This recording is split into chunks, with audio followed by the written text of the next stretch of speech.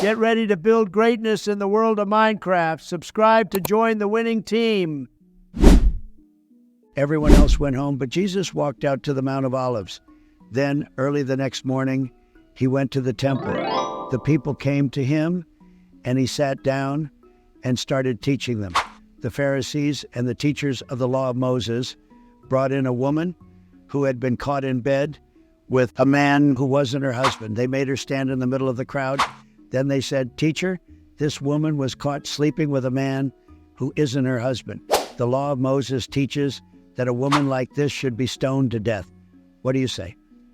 They asked Jesus this question because they wanted to test him and bring some charge against him.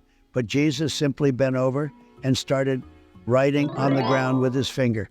They kept on asking Jesus about the woman. Finally, he stood up and said, "If any of you have never sinned, then go ahead and throw the first stone at her." Once again, he bent over and began writing on the ground. The people left one by one, beginning with the oldest. Finally, Jesus and the woman were there alone. Jesus stood up and asked her, "Where is everyone? Isn't there anyone left to accuse you?" "No, sir," the woman answered. Then Jesus told her, "I'm not going to accuse you either. You may go now, but don't sin anymore." Once again, Jesus spoke to the people. This time he said, "I am the light for the world. Follow me, and you won't be walking in the dark. You will have the light that gives life." The Pharisees objected, "You are the only one speaking for yourself, and what you say isn't true." Jesus replied, "Even if I do speak for myself, what I say is true. I know where I came from and where I'm going, but you don't know where I am from or where I'm going. You judge in the same way that everyone else does, but I don't judge anyone. If I did judge, I would judge fairly because I would not be doing it alone. The Father who sent me is here with me. Your law requires 2 witnesses to prove that something is true. I am one of my witnesses, and the Father who sent me is the other one." "Where is your Father?" they asked. "You don't know me or my Father," Jesus answered. "If you knew me, you would know my Father."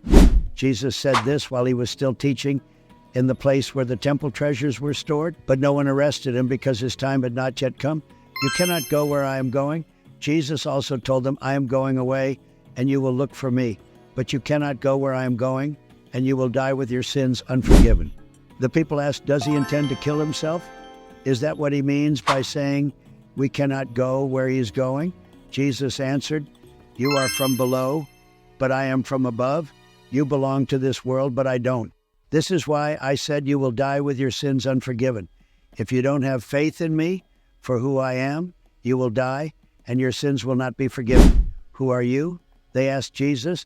Jesus answered, "I am exactly who I told you at the beginning. There's a lot more I could say to condemn you, but the one who sent me is truthful, and I tell the people of this world only what I have heard from him."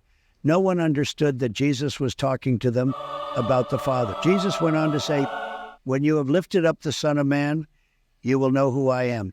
You will also know that I don't do anything on my own. I say only what my Father taught me. The one who sent me is with me. I always do what pleases him, and he will never leave me." After Jesus said this, many of the people put their faith in him. Jesus told the people who had faith in him, "If you keep on obeying what I have said, you truly are my disciples. You will know the truth, and the truth will set you free." They answered, "We are Abraham's children. We have never been anyone's slaves. How can you say we will be set free?" Jesus replied, "I tell you for certain that anyone who sins is a slave of sin, and slaves don't stay in the family forever, though the Son will always remain in the family. If the Son gives you freedom, you are free. I know that you are from Abraham's family, yet you want to kill me because my message isn't really in your hearts. I am telling you what my Father has shown me, just as you are doing what your father has taught you." The people said to Jesus, "Abraham is our father." Jesus replied, "If you were Abraham's children, you would do what Abraham did. Instead, you want to kill me for telling you the truth that God gave me. Abraham never did anything like that, but you are doing exactly what your father does." "Don't accuse us of having someone else as our father," they said. "We just have one Father, and he is God." Jesus answered, "If God were your father, you would love me because I came from God, and now I am here. He sent me. I did not come on my own. Why can't you understand what I'm talking about? Can't you stand to hear what I'm saying? Your father's the devil, and you do exactly what he wants. He has always been a murderer and a liar. There's nothing truthful about him." He speaks on his own, and everything he says is a lie. Not only is he a liar himself, but he is also the father of all lies. Everything I have told you is true, and you still refuse to have faith in me. Can any of you accuse me of sin? If you cannot, why won't you have faith in me? After all, I am telling you the truth. Anyone who belongs to God will listen to his message, but you refuse to listen because you don't belong to God. The people told Jesus, we were right to say that you are a Samaritan and that you have a demon in you. Jesus answered, I don't have a demon in me. I honor my Father, and you refuse to honor me. I don't want honor for myself, but there is one who wants me to be honored, and he is also the one who judges. I tell you for certain that if you obey my words, you will never die. Then the people said, now we are sure that you have a demon. Abraham is dead, and so are the prophets. How can you say that no one who obeys your words will ever die? Are you greater than our father Abraham? He died, and so did the prophets. Who do you think you are? Jesus replied, if I honored myself, it would mean nothing. My Father is the one who honors me. You claim that he is your God, even though you don't really know him. If I said I didn't know him, I would be a liar, just like all of you. But I know him, and I do what he says. Your father Abraham was really glad to see me. You are not even 50 years old, they said. How could you have seen Abraham?